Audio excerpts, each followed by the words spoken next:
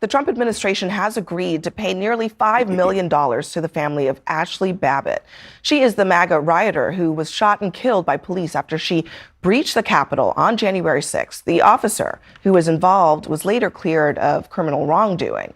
In a statement today, the Capitol Police chief said he is disappointed with the settlement and that it, quote, sends a chilling message to law enforcement nationwide, especially to those with a protective mission like ours. Joining us in our fifth seat at the table is Harry Dunn, a former U.S. Capitol Police officer who was there on January 6th. Harry, great to see you. Thanks for being here. Look, this is unbelievable in a way, especially if you were there.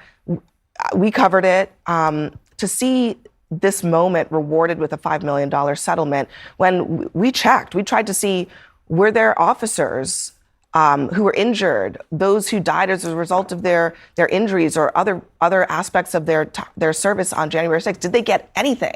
No settlements for those folks. Not even money, but just even an acknowledgement. I'm just thinking about Brian Signick. His mother still waiting for a call from the president.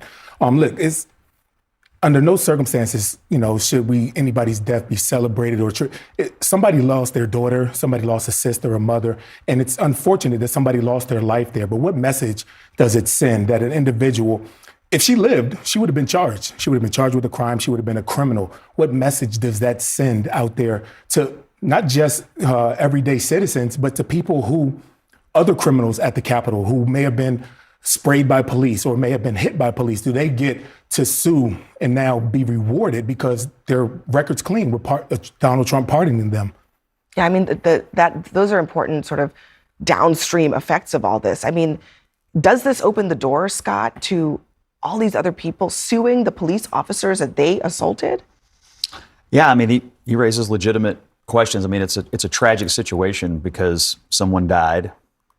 And it's also a tragic situation because brave police officers were put in harm's way. I'm very defensive of police officers. I back the blue. I think police officers protect us and deserve our support and our admiration. So that's my view. Should she get the settlement? This should have never happened.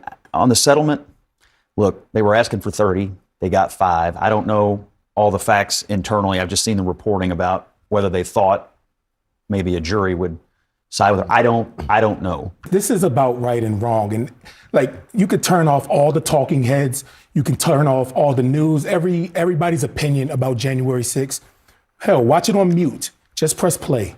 Just press play. Everybody watched and had a front row seat to watch what happened with Ashli Babbitt, to watch what happened to everybody in the Capitol that day.